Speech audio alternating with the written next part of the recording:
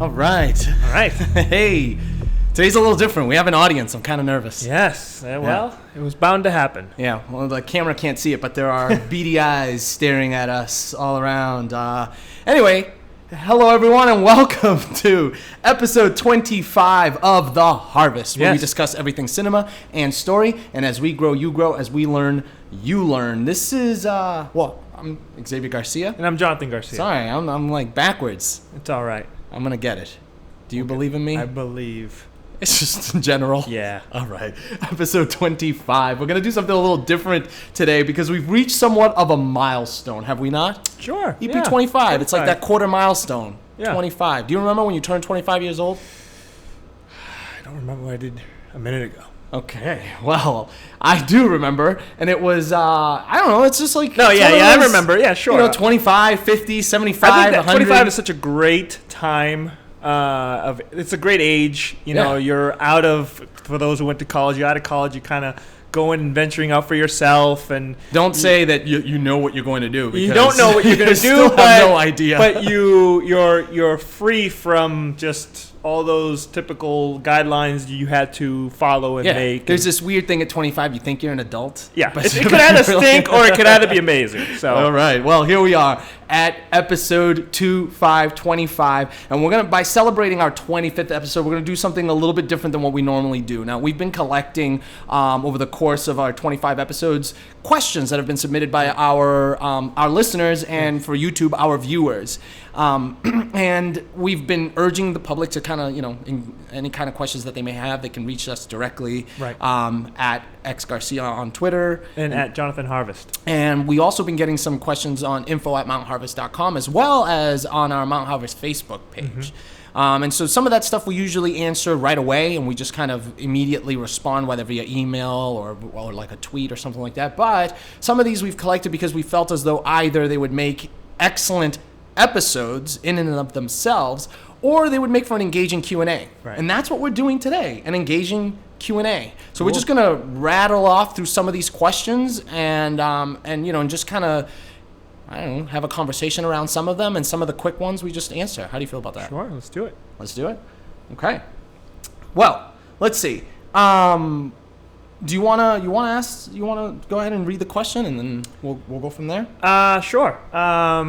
It says, what is your favorite part of a production?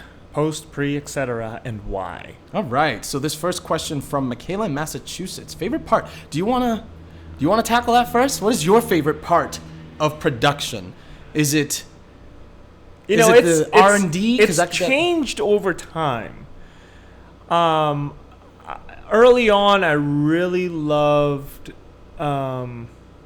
production. I loved hands-on. Yeah. I love being on set. Yeah. I love being behind the camera. Not that I don't love any of that stuff. It's just not that I'm old either. It's just, I had more ambition. I was like, I wanted to do crazy things, like throw my body on the ground and slide around and hold the camera. Like, put a harness on me, throw me off a cliff, and I want to steady, and I want to get the shot steady. Exactly. I wanted to stick my head out the window while we're driving 100 miles. That's going back to Yellow Streak. That's high school era. Okay, so give a little context there to what you're talking about. So I think we spoke about this in one of the podcasts. I was a freshman, I think, at the time at high school, and you were a junior, and we were both in the same film class, film study class. Yeah. And when we put us together, it was dangerous. Why would anyone think that was a good idea? Yeah. He was our teacher and loved the class. We knew that was the first thing we were going to sign up the moment we arrived at high school.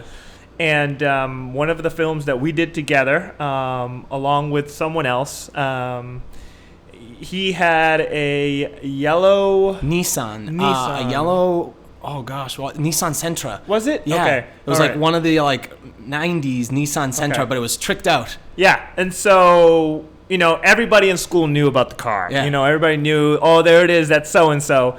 And we're like, let's make a movie around the car, Let's just race this thing. This thing has a mind of its own, Through the suburban and streets we're driving of Stoneham, Massachusetts. Stoneham, 100 miles an hour, just doing crazy shots out the window. Kids, do not do that stuff. Anything that you're hearing here at home. We did, and we shouldn't have. And we actually, our professor made an example of us. He watched the film. He absolutely loved it. But in class, he berated us. Yeah. We aced it, but he gave us a secret A, but in class he told us we got an F because he didn't want anybody doing that. The cool thing about it is years after we stopped by and he's like, I still have these tapes. One day I'm going to pull these out when I see your movies on theater. Man. So it's really cool. So that was the production. That was what we've been growing up doing. I mean, essentially it was, the saying, necessity is the mother of invention. And so like whenever we needed a steady cam or some sort of steady shot and we didn't have a steady cam rig because we didn't grow up with any of this equipment, we came up with, we'll harness Jonathan to the hood of the car. It was me all the time. Plenty of duct tape. Yeah, you're tall. And Jonathan, just hold your hands real steady, 3 points of contact, don't worry. Don't worry. You're in safe hands. Hey, that was an upgrade because I remember you used to being earlier on in like elementary school being an extra and doing silly things. That's right. But production was my favorite. But now I think that after being in the industry, I've really grown to love pre-production. Really just starting from the beginning, starting from scratch, taking my time, doing my research. I never thought that I could say research was fun. Because you're pulling out information and content that will inspire you throughout the whole process. And are you say pre-production or R&D? So I would say both. I would say they're kind of to me in the class together. Okay. Because I feel like, I dabble with going back and forth. I will end up going back to R&D in the middle of a pre-production process. So, I really enjoy that whole process, and it's really helped us develop such awesome ideas because we've taken the time in that pre-production phase. Well, the cool thing about independent cinema, especially independent cinema in New England, where the film scene it's growing. The independent film scene in New England is growing, but it hasn't. It's not New York, it's not L.A., it's not Atlanta or Nashville. It's Boston is slowly growing, but in the independent world of Boston cinema. If you're a filmmaker, you're not just a producer, you're in everything. You're in the R&D, you're in the you're in the production, you're in the post, and you're somehow finding ways to distribute it, whether it's to friends and family or, closed niche groups, or somehow you're able to, expand from there and do an Amazon Prime type, distribution or some, Netflix deals and things like that. And then you've got, you've got your Boston stars and A-listers that have come out of Boston that have done bigger things, that do independent films in Boston, like, Mark Wahlberg and stuff, but obviously he's connected to studios and whatnot. But as far as the independent scene here, you get a really good dosage of every single aspect of filmmaking. Yeah.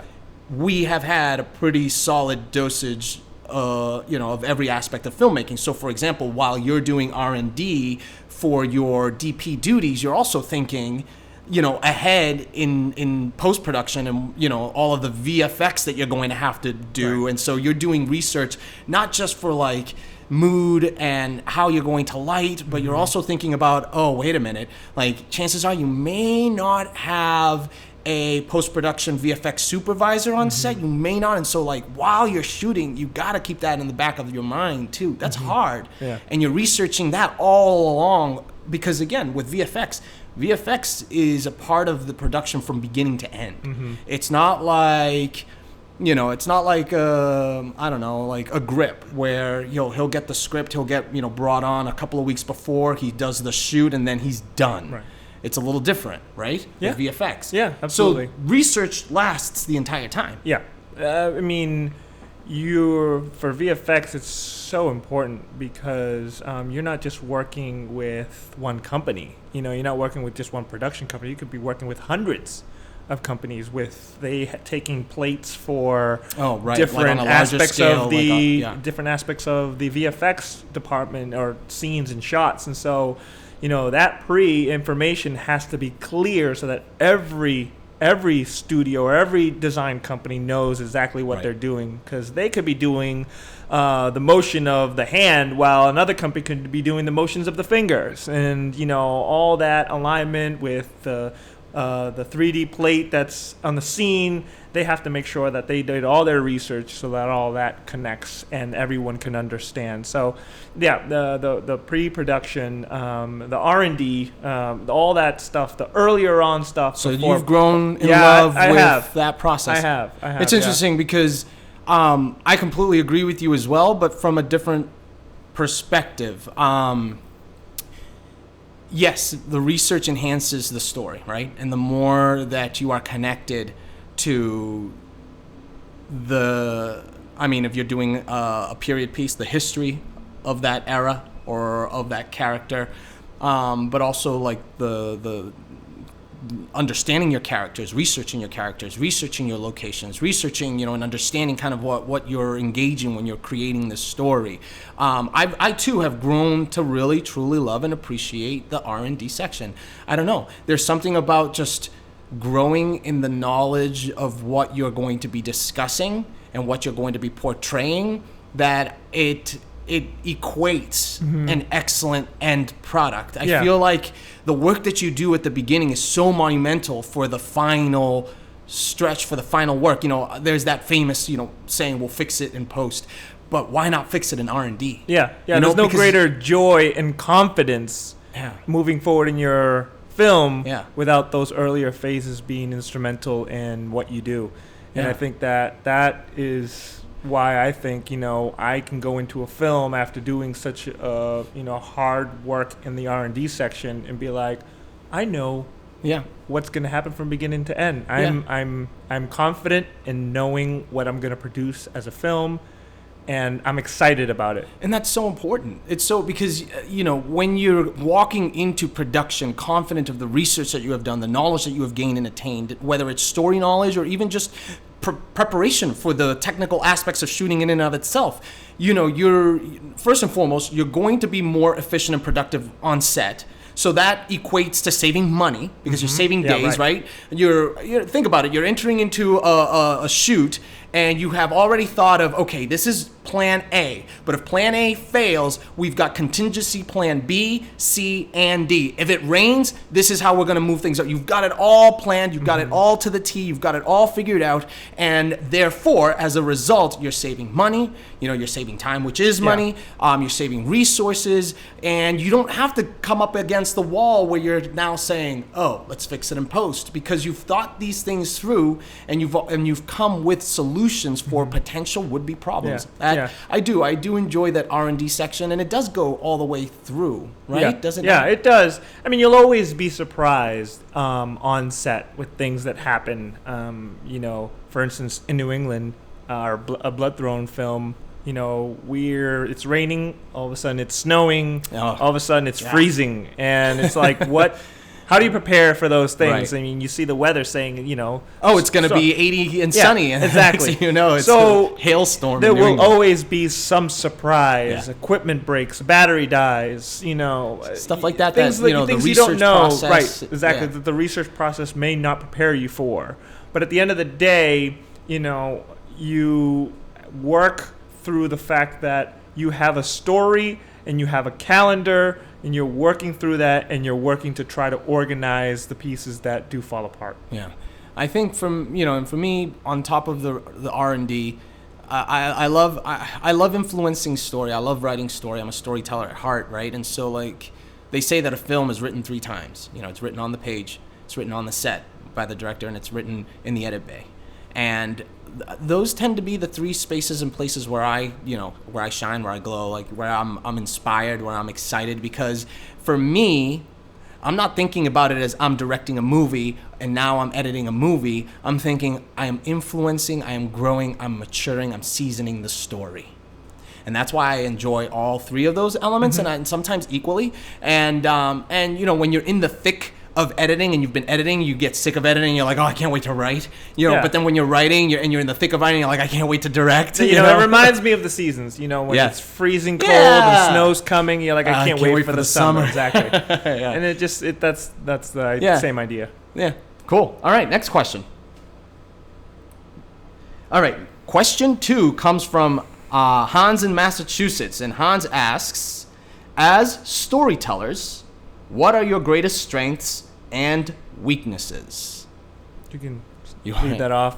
Okay. Yeah. Let's see. I'll start with weaknesses because that's probably the easier question to answer because I've got many. Let's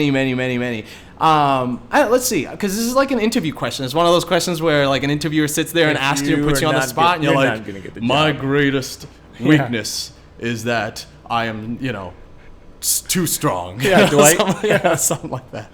Yeah, like Dwight. Alpha male. Like, no. What? No, you know what? Like I there's that whole like jack of all trades, master of none. And I think I'm always concerned about that. Like, where do I personally excel? And I don't know that there is any one area. I consider myself a student of the craft, and I think I always will be. And I take a very humble approach because I know like as much as I may sound like I know, I don't know. That's why the logo for our podcast is as we learn, you learn, as we grow, you grow, because we know that there's so much that we need to learn and grow. And so for me, I don't know, I consider just kind of every single day an opportunity to grow and learn, and therefore I'm finding all of these weaknesses, whether it's weaknesses in the technical elements and aspects of, script writing and screenplay. There's plenty there. There's still innovative ways of communicating, that I'm learning even as I'm writing, things to make the information on page come out clearer. I'm with every script that I read and every great writer that I read, I learn something new. And so I can find weaknesses in every element of what I do, and it's because at the end of the day, you have to, as a filmmaker, always have that childlike, wonder about cinema and receive it not like a child, like a student, and in that it'll always keep you grounded, it'll always keep you humble, and it'll always keep you searching for an innovative new approach to the craft. And that's when you can then not only find your voice, but in being that that curious kid, you find both your voice and then you find your inspiration through every single piece of drama or cinema that you make. Yeah. Well, strength. Strength? Yeah. Alpha male. No, I don't know. It's hard. Yeah. It's really hard to be like, I am so good at this. Yeah. It's really hard. My greatest strength, I don't know. I think maybe my passion, my love for the genre. I'm like a kid. Yeah. I become like a child. Right. I go back to when I was 7 years old, and I was hiding in my closet, with a little blue book and a number 2 pencil, and I was just writing adventures, and I was losing myself in them as a form of escape. And every time that I'm telling story, whether it's on the page or on the set or in the edit bay, I become that kid again. And I think that's a strength. I think that approaching cinema like a child allows you to enter into that world of wonderment and create something beautiful. It's a really good strength. It's a really good strength because I know so many people that are in this industry and that have been burnt out. Yeah. And, they're just thinking, when are things going to turn around financially, or, am I good enough? Or they've been discouraged by so many ways, and they've constantly pursued this, or been working too much, so hard, and they're just like, I'm tired, I don't have the love for it anymore. So to have a consistent fire kindling of passion for it is a major strength, because that's what will make you better. Yeah. As you continue that passion, which actually we discussed before. I can talk one thing about you, a strength that you have. Some of you may not know, but Jonathan is actually quite excellent actor. But you don't act because that's not necessarily where your passion is. However, you do have an ability to find character and express character motivation and desire, and I think that translates well to your work as a DP.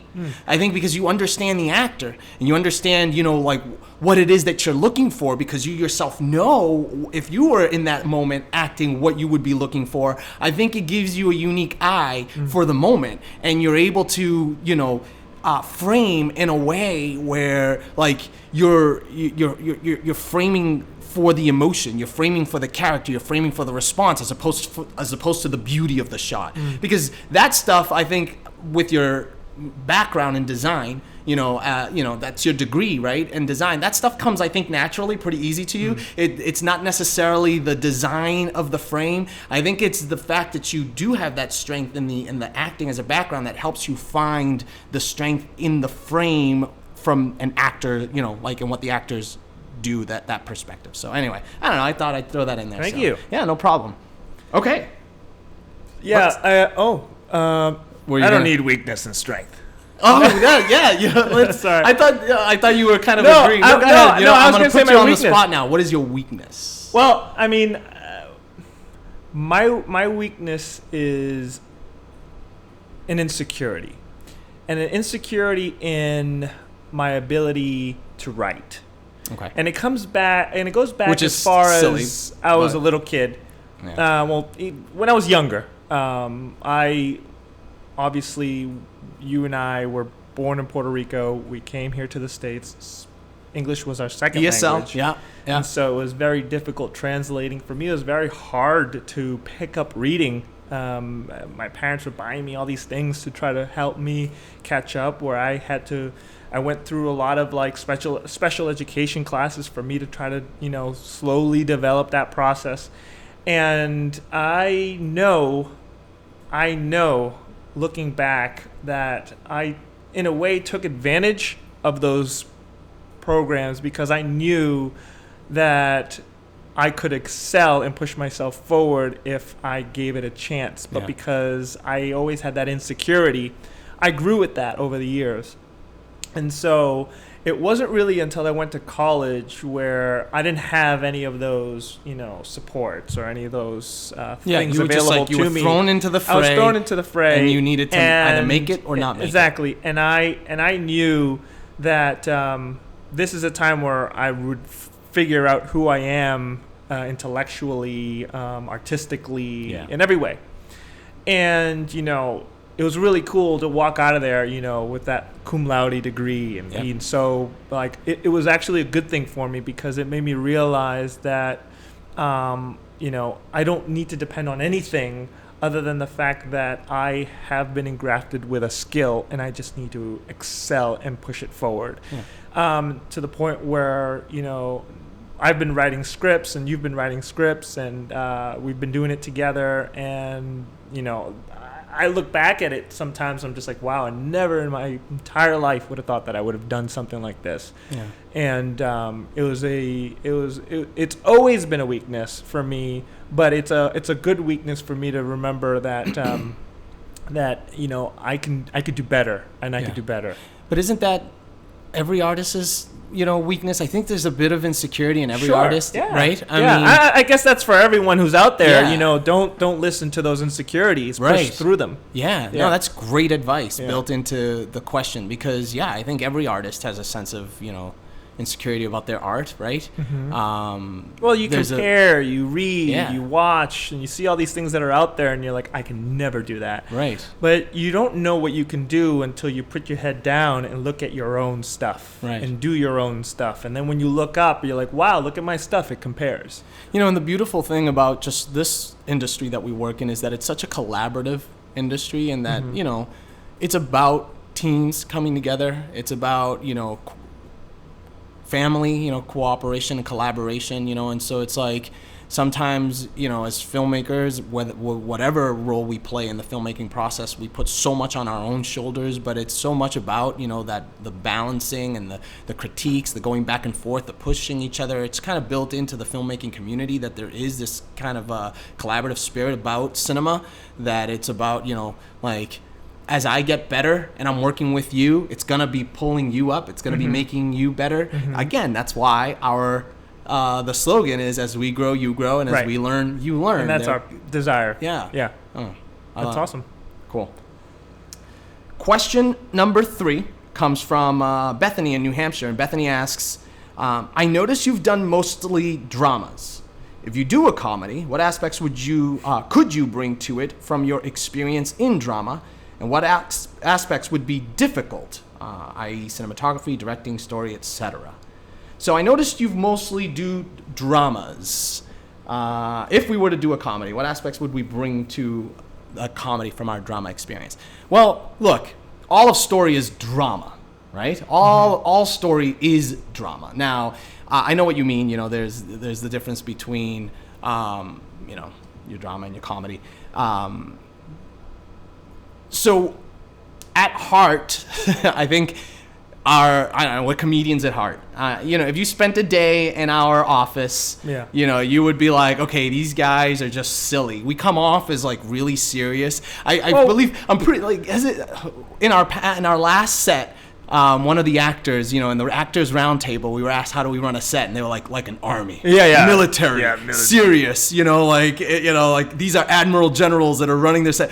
But if you were to step into like kind of a day in the life with goofballs, and I don't know, I even think when the camera stops rolling, we're chill and we love to laugh and we love to make others laugh. Yeah, I mean, I guess we do have that reputation because of our work ethic and our desire to be prepared and preparedness and expecting others to be equally as prepared on our sets.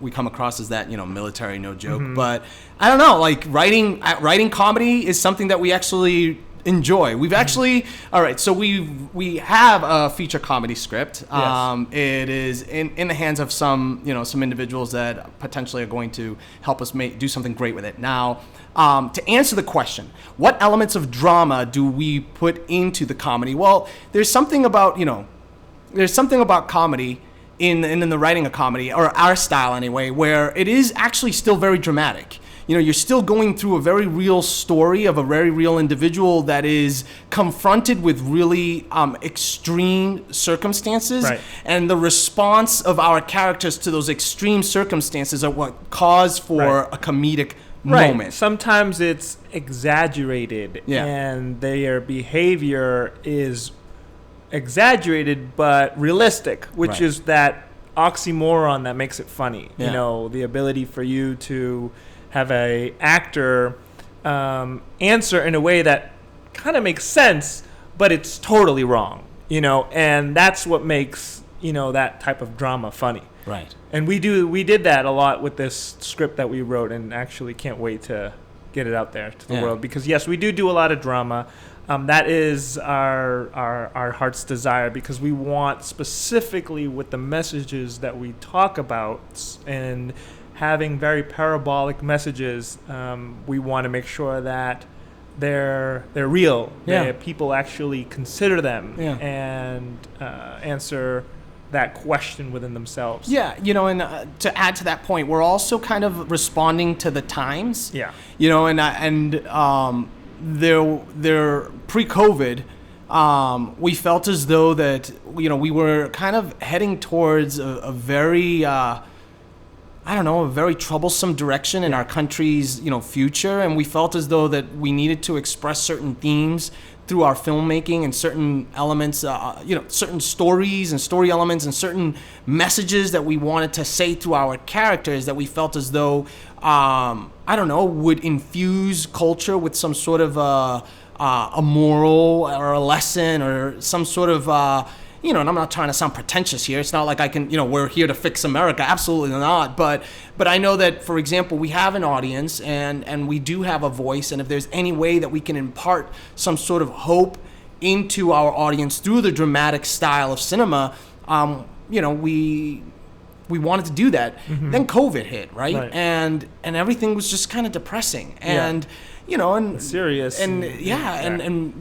quarantining and isolation and the depression and the anxiety that has caused, it's been the fallout of COVID-19.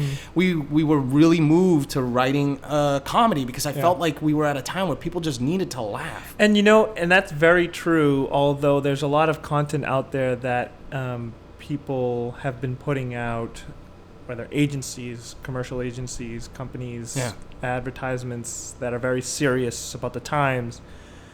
They don't want to enter into that comedy because right now things are serious. It's not about laughter. But at the same time, if you look at the statistics. Yeah, Netflix. What are the highest numbers of views for the shows? What was they're comedies. Comedies, yeah. Exactly. Everybody has gone back to watching The Office. Right, and so people want to laugh. They want to get away and escape from this, these hard times. Yeah, and you know what? Oftentimes, you can see that. You'll see the shows that are on TV as a response to the culture, whether it's the political culture, the social culture, even the financial culture of the country. A lot of the shows that you see are oftentimes the opposite.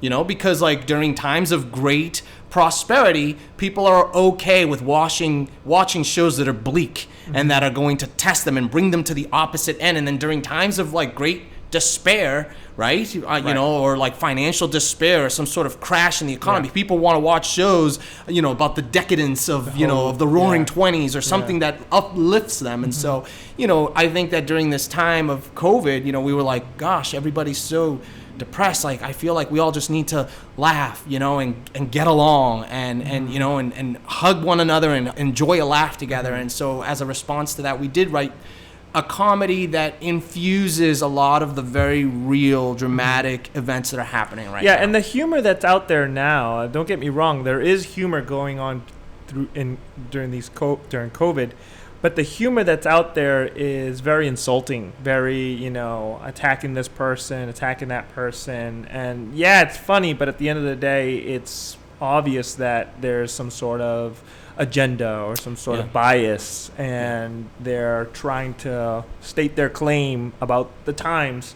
So it's all still related in there. There's, I still haven't found, and I think there's been a few movies that have come out under the radar that have been coming out that are kind of like, let's just get out of this for a second. Yeah, well, and I'll make my final point with this. I think John Krasinski found a lot of, he found some pretty solid, momentum when he launched the Good News Network. Yeah. He launched the Good News Network, and like that, that blew up because like people needed something like that. So there was a lot of media, and maybe not necessarily films, but media, skits, sketches, spoken word, poetry, songs and singers and people that were just putting out a lot of media that kind of, was trying to lead people more towards a laughter / a hope, / a good feeling type of thing. And so it doesn't mean that that these comedies and these films are devoid of dramatic elements, because that's kind of what, it is conflict, it is drama that,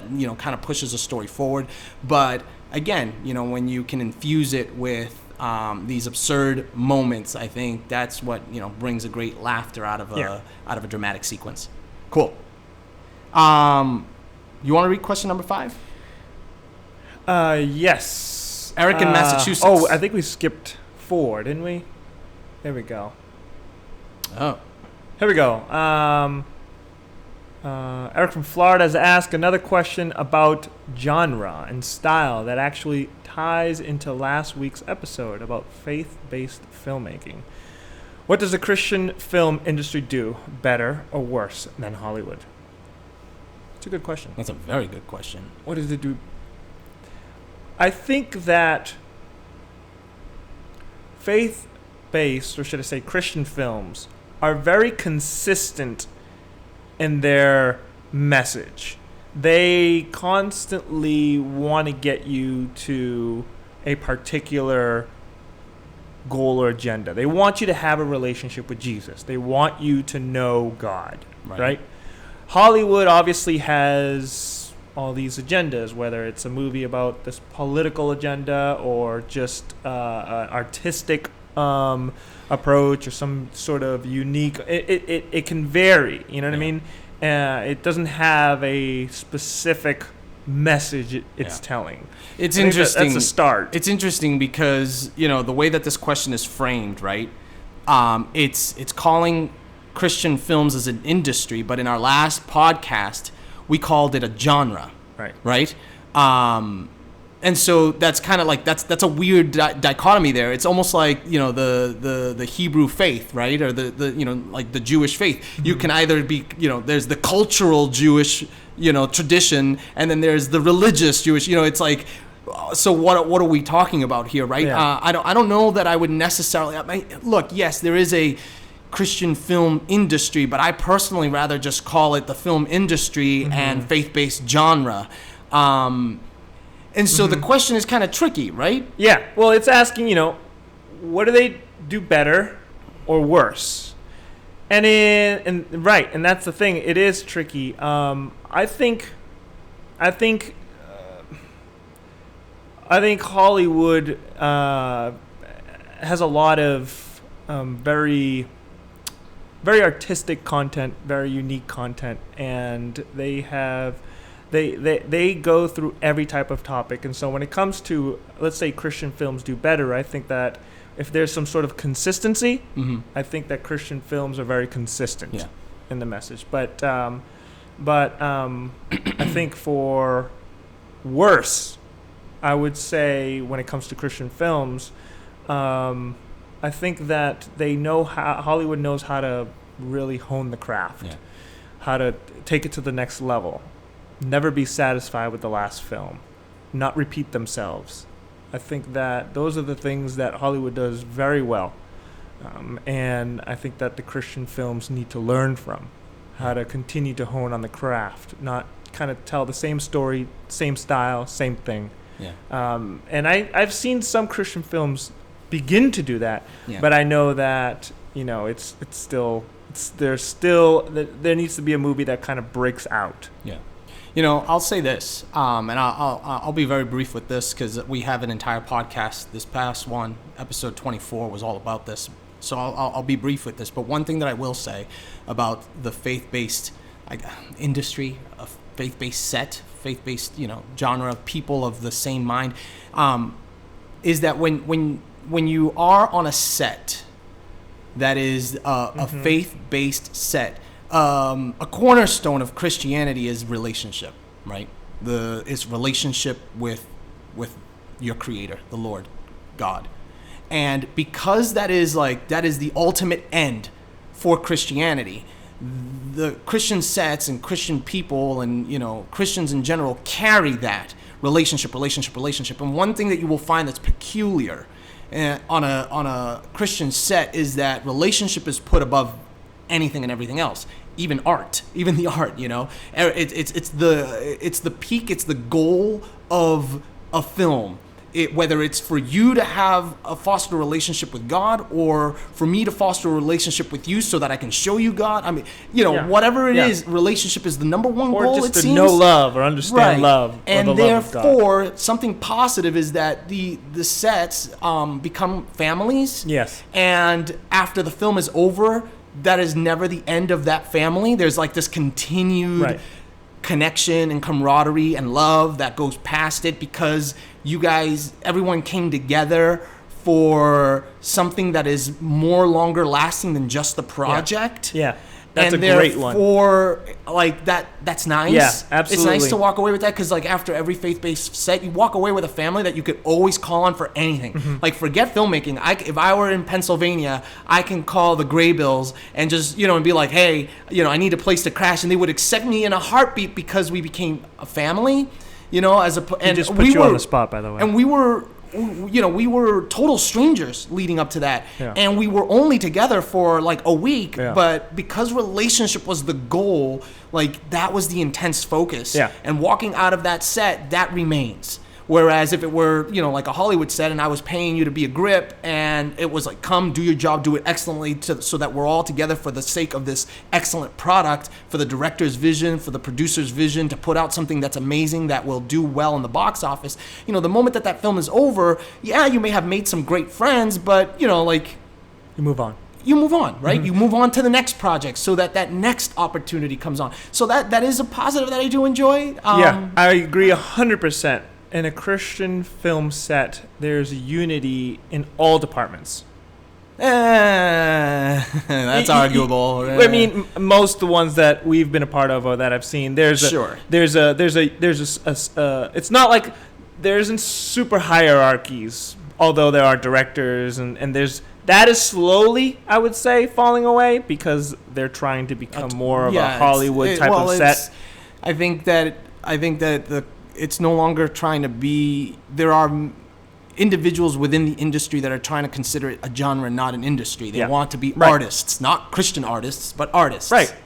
But at the end of the day, in alignment with what you're saying, there's a unity there in the sense that there's a connection that is made that lasts till death, really. Whereas I feel like in Hollywood, people just kind of move on, and whether it could be an actor and actor relationship that can continue, and it's a group a grips or teams of production. The DPs continue the relationship with their key grips and their gaffers. Exactly, those are your teams. Those are your team members. But it's like a career. It's like any other relationship you would have at a job. I remember my first job. I was a grill cook at Friendly's Ice Cream. And I was friends with everyone that was there. And as soon as that job was over, those relationships kind of fell away. You know what I mean? So it's kind of like that, right? Yeah. I made some bomb burgers. I did. And made the best frap. You did. I know. Anyway, that's one of my strengths. Yes. All right, moving on. Eric from Massachusetts asks, okay, so this is a fun question because it was created by our audience, and it's kind of about our audience. How do you get to know your audience, and how do you balance the expectations of your audience with your own expectations? It's kind of a tough question. Do you have an answer for that? I think a lot of times you'd be surprised. The audience that follows you is just like you. Yeah. They get your humor. They get your style, and that's usually for any audience. Like I know, when I follow like Deacon, I love his style, and so I follow him, and I watch his stuff, and I continue to listen to everything he has to say because he's very good at what he does. But how much of that is because he's getting to know you, or just because he's just getting to know his craft and being excellent, and you're falling in love with the beauty that's coming out of his craft? Well, he's very... Because I think this question is asking, like, you as the filmmaker... Sure, yeah. How much... Yeah. Yeah. He's very connected to his audience. Especially now with the podcast that they're doing. Yeah. And he is starting to recognize that his craft is almost as if it's kind of a style of its own. It's kind of growing. Yeah, he has a voice now. He has a unique style. Yeah, absolutely. And the audience is constantly how do I put this? The demand is there.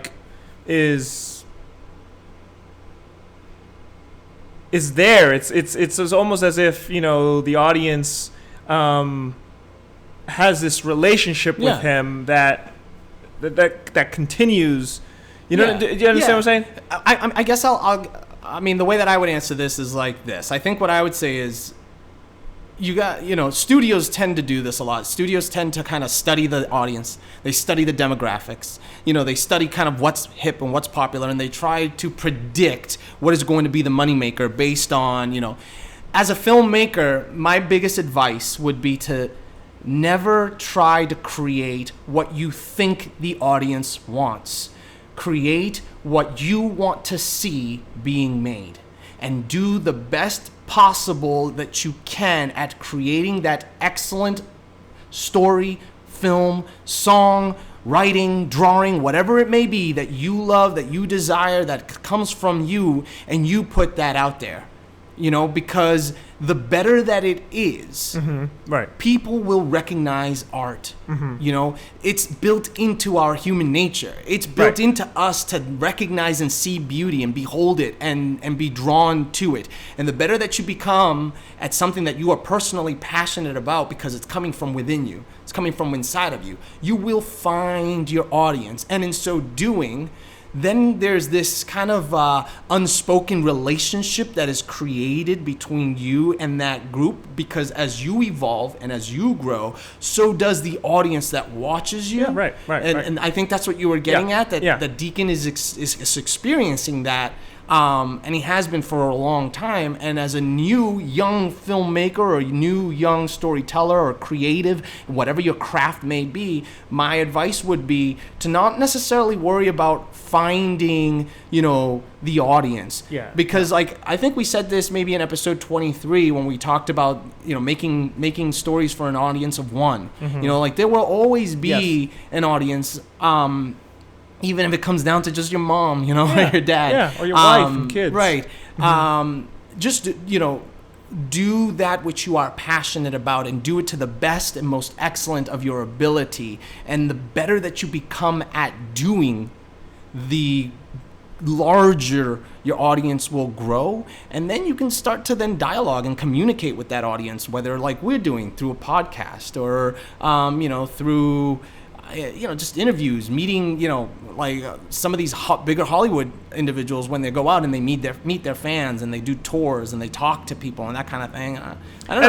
I think the thing is, at some point, when your craft is to the audience excellent and your next content does not meet the excellence of your previous work. Oh, yeah. That's when you start feeling the weight of your talent not matching, not meeting up. So I think with what you said is, if really it stems from your strength. Yeah. It stems from your passion. Find your passions and strengths. And if you stick to focusing on it and looking at your work, I can't perceive... some people will always say, I like this one, this movie, I didn't like that one. I like this Nolan one, I didn't like that Nolan one. You know what I mean? Yeah. This one was too confusing. No, this one was awesome. So at the end of the day, a lot of people will never really fully agree to... Right, which is why I think there is a balance, right? Because the second part of the question is, how do you balance the expectations of your audience with your own? Okay, artists are genuinely quirky and weird people, okay? Yeah, absolutely. So we got some weird people out there and some weird artists out there, and there is somewhat of a balance. You can't necessarily just kind of make, the things that are resonating in your mind while you're, at 3 a.m., typing away, and you do have to also know, for example, as a writer, you've got to understand your genre. You've got to understand the tropes within that genre. You've got to understand the rules, right? And you gotta, and in those rules of whether it's rhetoric or rules of story and writing and screenwriting, you're going to then create something that has more of a commercial appeal, because you're understanding the psychology of an audience and what an audience at large, as a tribe, is willing to receive. So the more, whether it's esoteric or, the more quirky or weird that you are, obviously the smaller and more niche your audience is going to become. And so there is a balance, but that is the part of the craft, right?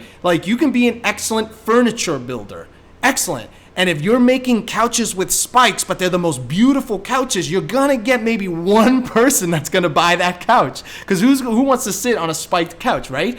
Maybe the guy that's like, I am as weird as you, and I think that pain is pleasure, and they're going to sit on this weird spiked couch. I don't know. I'm coming up with weird stuff here. Yeah. So you got to understand, okay, at large, what is... You add your artistic appeal and artistic design and your artistic eye, but you have to know, what does at large that audience desire. So there is a balance, and how do you do that? By studying the craft, being a student of the craft. Mm-hmm. That's kind of how you balance those things. Yep. And just kind of pull back on the weird. Yeah. A little balance of weird here and there, I think, is what gives you your voice as an artist, does it not? Yes, it does. It makes you unique for sure. All right, and our final question, and do we have time for this final question? Yes, we do. We do? All right. You have to go ahead. All right, we do. All right, so then our final question is our bonus question. We're going back to Hans from Massachusetts. Oh, cool. And with the knowledge that you have now, and the ability to go back in time and give yourself an important piece of advice, what would you tell your younger self other than buying stock in surgical masks and Netflix / Amazon? That would have been great advice. Had I known that toilet paper was going to be the commodity of a pandemic, I would have invested in Charmin. Yeah, absolutely. Are they public? I'm not sure. I don't know. Probably. I would have invested in toilet paper, and yeah, I'd be rich. Yeah. No, this is a great I would question. have invested in making toilet paper anyway. All right. So, what would you tell your younger self, Jonathan? What would you tell the Jonathan that was strapped to a yellow Nissan Sentra, holding a high-8 camera? What would you tell yourself?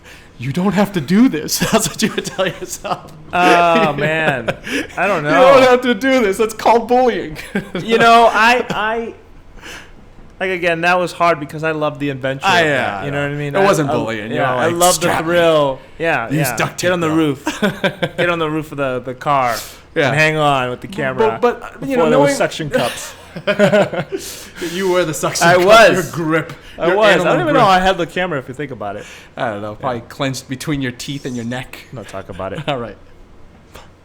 So, what would you tell your younger self, though? Knowing what you know now about cinema. Maybe it's something technical, or I don't know, or it's something artistic. Take your time. That's a good one. Take your time how? Your time. In production or Take like your time growing? With the process of the film that you have in mind. Movies, they take time. The process, the green lighting of it all, just the whole process is going to take time.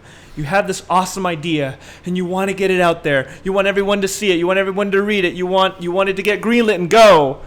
But when you're realistic with yourself and you step back and you take your time, you're going to be a lot more you're going to be far more satisfied with the result of your product because you allowed people to read it. Yeah. You allowed people to break it down and give you advice and feedback.